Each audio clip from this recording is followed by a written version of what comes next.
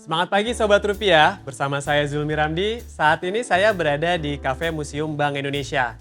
Nah Sobat Rupiah, siapa nih yang suka banget belanja dengan barang lokal, terutama UMKM? Tahu nggak sih bahwa sebenarnya UMKM itu berkontribusi besar terhadap pertumbuhan ekonomi Indonesia, di mana kontribusinya tidak kurang dari 60% PDB Indonesia.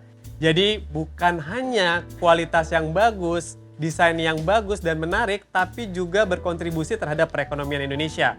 Di sini Bank Indonesia melihat bahwa UMKM perlu terus ditingkatkan agar bisa go global dan go ekspor, sehingga bisa mengoptimalkan dan memaksimalkan pertumbuhan ekonomi di Indonesia. Nah, untuk bisa membahas hal ini, kita akan mengundang Mbak Lisa Hulaso dari Departemen Pengembangan UMKM dan Perlindungan Konsumen Bank Indonesia. Kepada Mbak Lisa, kami persilahkan. Pagi Mbak Lisa, silakan duduk Mbak Lisa. Ya, pasti. Jadi Mbak Lisa, sebagaimana yang kita ketahui bersama ya Sobat Rupiah, bahwa beberapa tahun terakhir ini kita menghadapi pandemi COVID-19 Mbak Lisa. Nah, ketika kita menghadapi dan sudah melewati COVID-19 tersebut, Mbak Lisa boleh nggak cerita bagaimana upaya Bank Indonesia mendukung UMKM untuk bisa kembali berdiri setelah COVID-19? Ya, makasih Mas Zulmi. Jadi Sobat Rupiah, UMKM itu memang tadi yang seperti Mas Zulmi sampaikan sangat penting ya Mas bagi perekonomian kita. Nah, selama pandemi COVID banyak UMKM yang terdampak negatif, tapi ada juga yang UMKM yang bisa bertahan bahkan meningkat hasil penjualannya gitu. Apa yang kita lakukan? Jadi Bank Indonesia dengan adanya perubahan di lingkungan strategis itu, jadi UMKM juga harus bertransformasi gitu secara digital, memanfaatkan metode digital. Caranya kita mengenalkan UMKM dengan platform digital. Setelah mengenalkan supaya UMKM menggunakan platform itu gitu Mas.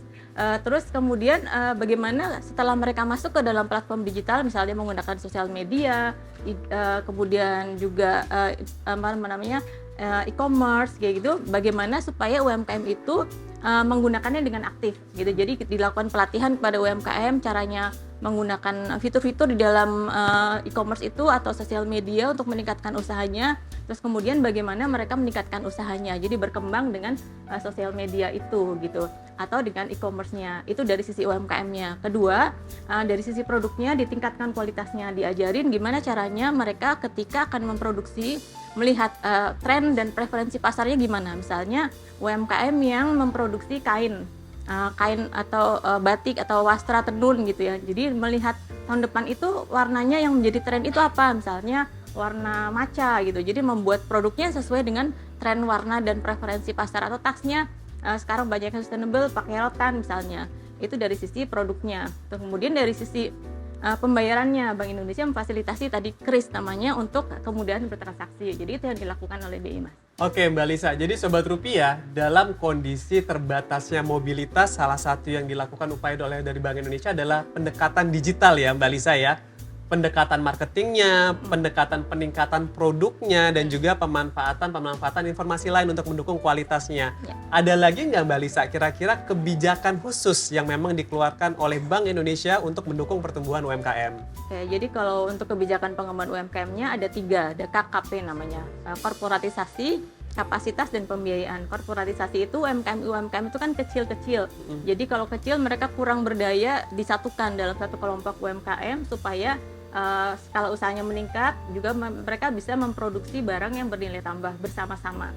Terus kemudian kapasitas dilakukan pelatihan supaya mereka secara sumber dayanya lebih baik, lebih pengetahuannya lebih banyak, dan juga usahanya semakin meningkat. Misalnya ada potensi usaha batik gitu ya, batik tulis. Nah, kita kenalkan bahwa batik tulis itu harusnya memproduksi dengan kualitas-kualitas tertentu, warna yang seperti ini, jangan terlalu misalnya tergantung pasarnya gitu ya.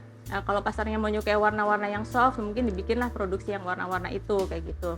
Kemudian dari sisi pembiayaan dilakukan pelatihan bagaimana supaya mereka mampu mengakses pembiayaan, misalnya bagaimana mencatat transaksi keuangannya menggunakan metode alat-alat digital, terus supaya nanti pada saat menghadapi bank mereka punya catatan-catatan yang digunakan oleh bank untuk menilai apakah usahanya layak atau enggak. Jadi Mbak Lisa memang dari Bank Indonesia tadi KKP ya, korporatisasi, kapasitas dan juga pembiayaan. Ya. jika digabungkan juga tadi Sobat Rupiah bahwa salah satu upaya yang dilakukan adalah melakukan marketing, bukan hal yang mustahil ya jika ada pembeli-pembeli dari luar negeri yang tertarik dengan produk-produk UMKM di Indonesia. Nah, dalam hal kegiatan Go Global, Go Ekspor ini Mbak Lisa, ada nggak sih persyaratan khusus mungkin standarisasi sehingga produk-produk UMKM tersebut dapat menembus pasar mancanegara di luar Indonesia, Mbak Lisa? Ya, ada Mas. Jadi untuk standarisasi itu sebetulnya kenapa kita perlukan standarisasi supaya kita bisa memberikan keyakinan gitu pada konsumennya, pada calon buyer bahwa produk kita tuh mempunyai kualitas yang bisa diterima oleh internasional gitu sehingga bisa diperjualbelikan lintas negara. Nah, standar-standar itu di Bank Indonesia kita membuat satu buku namanya buku Panduan UMKM Go Global, Mas. Di situ lengkap sekali apa saja informasinya. Terus kemudian di dalam buku itu juga dicantumkan ada 3 sertifikasi.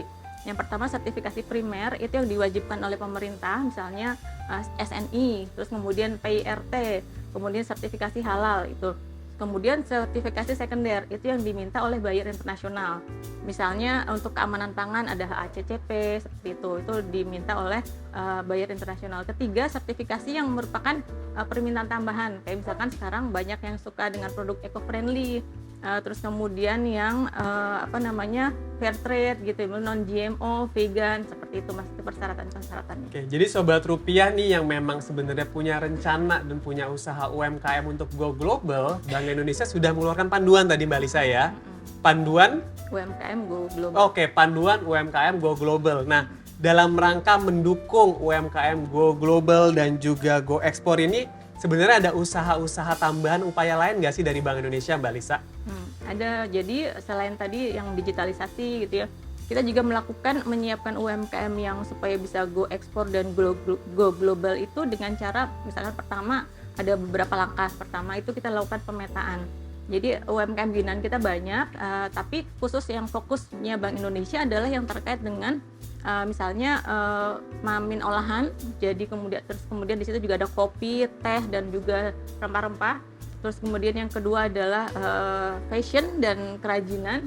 Yang ketiga ada home decor gitu. Jadi di luar itu juga ada juga pertanian, juga perikanan, juga produk perikanan juga sangat potensial untuk diekspor. Tentunya di luar itu juga banyak, tapi fokusnya Bank Indonesia di situ. Nah, setelah lakukan pemetaan, kedua kita lakukan capacity building kepada UMKM-nya dari sisi usaha dan produk yang tadi kami sudah jelaskan. Terus kemudian yang ketiga dikurasi. Jadi kalau kita mau bawa UMKM-nya ke pasar global, kita tahu dulu kebutuhannya itu apa, kita lakukan kurasi, UMKM-nya dipilih, produknya dipilih juga hanya yang bisa sesuai dengan marketnya, itu yang kita bawa ke pasar internasional melalui misalnya promosi perdagangan, terus kemudian business matching dengan buyer, seperti itu Mas. Oke Mbak Lisa, jadi Sobat Rupiah memang sebenarnya tidak semua produk bisa menembus negara-negara tertentu ya, maka diperlukan adanya pemetaan terlebih dahulu, pengembangan kapasitas, dan yang terakhir tadi baru mencari kurasi sehingga memastikan bahwa produk UMKM tersebut dapat memasuki negara tujuan dengan baik.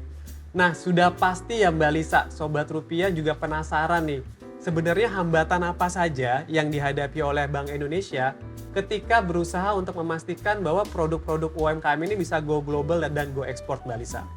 Hambatannya tadi sebetulnya terkait dengan istilahnya 5K dan 2S. Nah, 5K itu adalah kualitas, kuantitas, kapasitas, kontinuitas, dan kemasan. Kemudian 2S-nya sertifikasi dan standarisasi. 5K, 2S. 5K dan 2S. Okay. Ya. Itu harus dipenuhi oleh UMKM yang mau pergi ke pasar ekspor. Nah, yang lainnya lagi, jadi UMKM yang mau ekspor harus tahu market intelligence namanya Mas. Jadi harus tahu market di sana, tujuan ekspornya kita itu sukanya warna apa. Di sana musimnya apa? Apakah musim panas, musim gugur, musim dingin? Nanti bawa produknya sesuai dengan musim itu gitu ya. Kalau musim panas kita bawa produknya yang kain-kain yang bahannya adem gitu. Yeah. Nah, gitu. Terus mereka sukanya warna apa gitu ya. Misalkan kalau ke China mungkin kita bawa warna merah, warna kuning kayak gitu. Nah, gitu. Jadi kita tahu market intelligence-nya dulu gitu. Itu menjadi salah satu tantangan juga. Kemudian yang lain adalah bahasa Mas. Jadi bahasa Inggris harus dikuasai UMKM, dan bagaimana nanti UMKM ketika dipertemukan dengan buyer itu mereka mampu menjual produknya, mempresentasikan produknya dalam waktu singkat, 5 menit tapi dia udah mengcover semua keunggulan produknya. Itu karena buyer itu kan waktunya terbatas, jadi dia nggak mungkin mendengarkan cerita terlalu lama untuk tahu produknya bagus atau enggaknya. Mungkin itu Oke, Mbak Lisa. Jadi memang market intelligence supaya bisa mendapatkan informasi yang sesuai. Dan tadi yang terakhir mungkin lebih tepat dipanggil business matching mungkin ya Mbak Lisa ya. Memastikan bagaimana UMKM dapat menyampaikan produk-produknya dengan baik kepada potensial buyer yang ada di sana. Nah Sobat Rupiah, pembahasan cukup menarik. Tapi masih ada beberapa informasi terkait permodalan ya Mbak Lisa ya. Yang nanti sebenarnya tidak akan dijawab oleh Mbak Lisa. Tapi Sobat Rupiah bisa membacanya langsung di majalah Bicara edisi 100 yang dapat diunduh melalui QR yang tertera.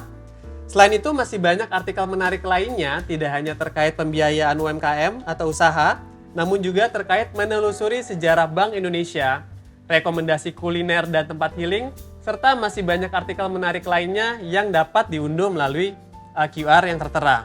Caranya mudah banget, unduh dari QR berikut, gratis dan tinggal langsung diunduh. Terima kasih Sobat Rupiah yang sudah menyaksikan. Jumpa pada pertemuan berikutnya. Wassalamualaikum warahmatullahi wabarakatuh.